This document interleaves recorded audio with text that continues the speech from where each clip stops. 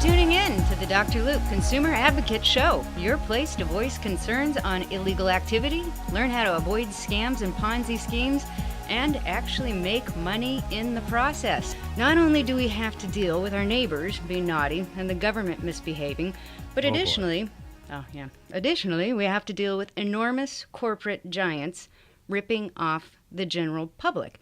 And that's an issue. So in a perfect world, which we all know doesn't exist, large companies would provide the public a product or a service and be paid well to do so. But the consumer would actually be happy, wouldn't they, if they did that, and the company would make a profit. But unfortunately, in many cases, it's just the opposite. The company makes the public miserable because they provide a horrible product and service, and then the only way that they can make a profit is by ripping the public off. In fact, one of my favorite things to do is to take large publicly traded companies to small claims court. I am not a lawyer, so I can't take them to court. In fact, I find lawyers to take big cases to court for me. But the small ones, it's kind of fun, especially when you don't have a law degree. That's the fun part, to take a big, huge company to court and win against attorneys that are from Harvard and Stanford, and you don't have a law degree, and you win the case, and you walk out and say, gosh, what did you learn in law school? So now when you do that, do you just feel like a total rock star? I do. Okay. It's kind of fun. It is. Well, I'm tired of paying for services that don't work and being obligated to remain a client because of a 2-year contract. It's like paying a yearly subscription for a magazine only to get a note in the mail from the publisher saying, we don't have anything to say today, but thanks for paying for your subscription. Would you pay for that? Absolutely. Well, I don't think that we can go on this way. Corporations are ruining our lives and causing us to go broke. Not every corporation out there. There are a lot of great organizations and companies in the United States, but there are a few of those bad ones that want to make us miserable. So, in fact, here's my fine print and contract for corporate giants that want to rip people off. They don't need to read 52 pages of fine print to learn my true intent. My intent is that I'm going to help the people of America learn how to stop companies from doing this. And I'm going to help them make money in the process. That is the critical part. If we're going to stop people, we might as well benefit from it as well. Wouldn't you agree? Absolutely. So it's now time for companies who are conducting illegal activities to be fearful of the actual people themselves. And I'm here to be our show. Give us your complaints. We will pass them on to the right people that know how to take care of it. So we do have a great show today, a fantastic show. We have a United States Treasury IRS Revenue Officer. Frank Stone is going to educate us on how to make money from the IRS. Obviously, there are a lot of problems in the IRS, and I have... To say the least. Double black eye. Double black eye. I used to work for the IRS. Don't stop listening right now. I was only there for 12 months. I had to quit, walk out the door after what I saw on the inside of the IRS. I couldn't possibly. So we have to go into our question of the day. I want you to think of a couple of things before we come back. I want you to think about this question because this is the legal question of the day. As an employee, should it be the law or a moral obligation to blow the whistle on your respective company if you know a product or service being released will harm the general public? So in other words, should it be illegal to keep your mouth shut when you know people will be abused from your company's behavior simply to save your job? That's my question to you, everyone. Call us at 888-519-2362.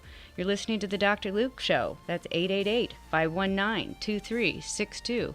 I want to hear your concerns. I want to hear if you think that this is right. So let me ask you, in other words, should it be illegal to keep your mouth shut when you know people will be abused from your company's behavior simply to save your job?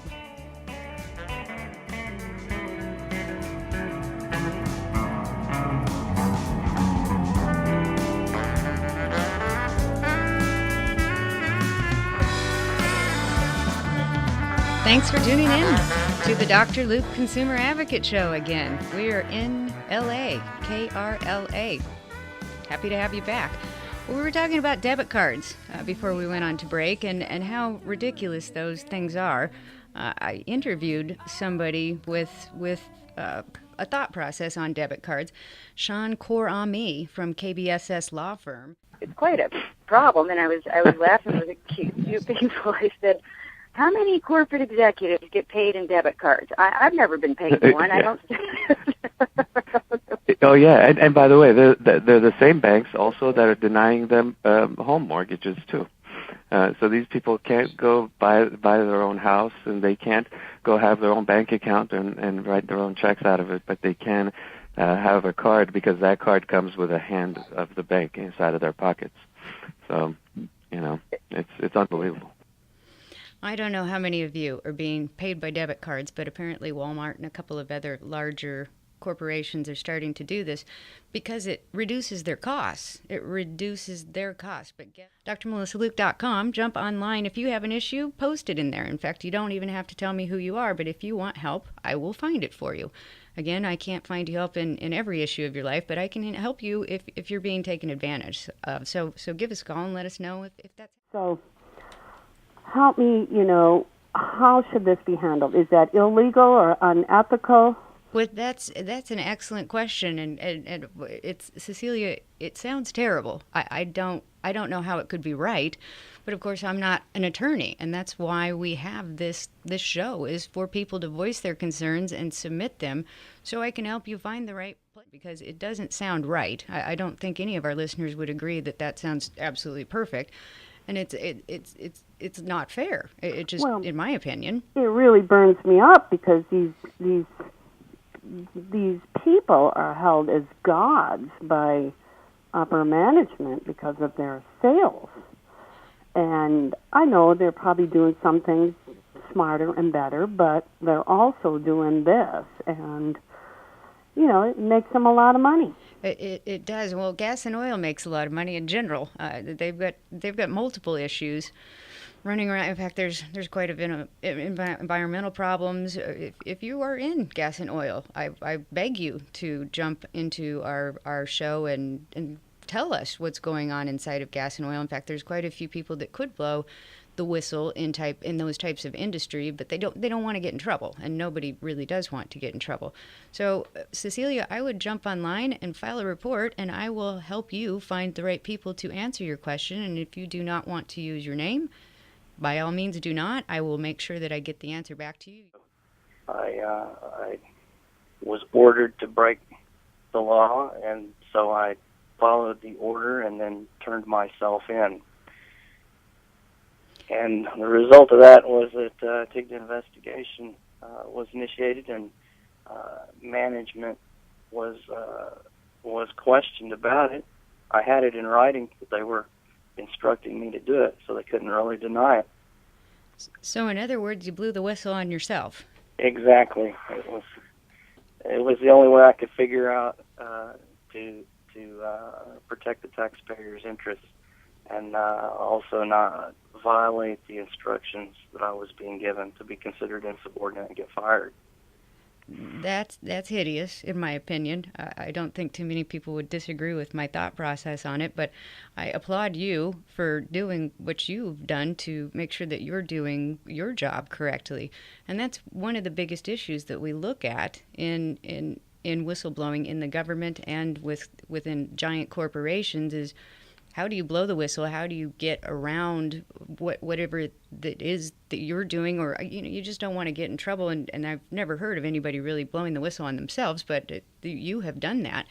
In fact, what I'd like to ask you to do, if you don't mind, is we do have every Friday, we have somewhat of a kangaroo court, and we have people jump on, and that's... Well, there are some strange, at every level of the government, strangest things. Another fun IRS story, when I was in there, there was a gentleman who had been working there for 25 years, and his whole job was just to seize property. And he got written up for passing gas in his office. Not kidding you. I'm not kidding you. He did it so often. And so as the public, we need to figure out, A, how do we build these cases? And B, how do we protect people to blow the whistle? Because it would be better if we could find people to blow the whistle inside of an organization before the general public was harmed instead of after. I think that would be probably the best thing that we could do. But most people don't want to blow the whistle, just like you said, because of fear. And so we're going to make that fear go away for the general public. In fact, we're going to set up... that's where we want to group people together, and we want to help the citizens. We want to stop these companies from doing that type of information or doing that to people. But if we could just get people comfortable with whistleblowing so it doesn't happen to begin with, it would be wonderful. And if you could learn how to make a lot of money off of whistleblowing, that would be even better. Well, today we have Frank Stone on the line with us. He is an IRS revenue agent. Thank you so much for coming onto the show with us, Frank. How are you doing today? I'm fine, Dr. Luke. It's a pleasure to be here, and thanks for giving me this call. Well, it's a pleasure to have you on. In fact, we have so many strange things occurring within the IRS. I'm glad that you decided to jump on the line with me, and I thought I'd show the general public some positive sides about the IRS, and the positive side being is that you have quite a fantastic law underneath the IRS that allows people to make money for reporting federal problems within companies for tax evasion. Is that true? Absolutely. In fact, I've worked many of these cases before, Dr. Luke, and we've got a lot of times we have people, disgruntled ex-employees, sometimes ex-wives. Well, a lot of people that are working for large companies end up reporting fraud. In fact, looking back on the Enron case, as I recall, I think it was one female whistleblower that was working in the financial division or in the accounting department that brought down that whole entire organization.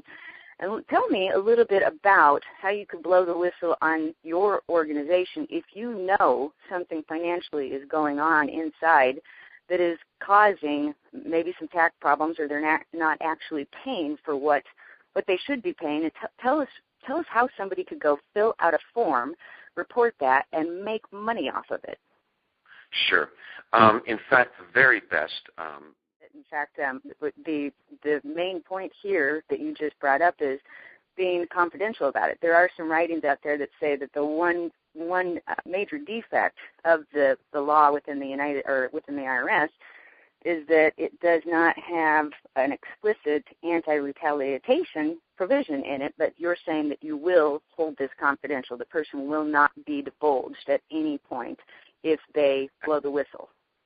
Absolutely, Dr. Luke, and that's the thing that is so very, very critical. And it's when we receive these informant reports, they come in a special envelope, and it's like a bright pink envelope. So, did you think that you could make money off the IRS? There are some problems though with that. You want to make sure that you're reporting properly. There are issues where people have reported, and it has not ended up coming out to the person's benefit. So that's what I'm here for you for. I will help you. Tell me if you need to report somebody. Jump on to drmelissaluke.com.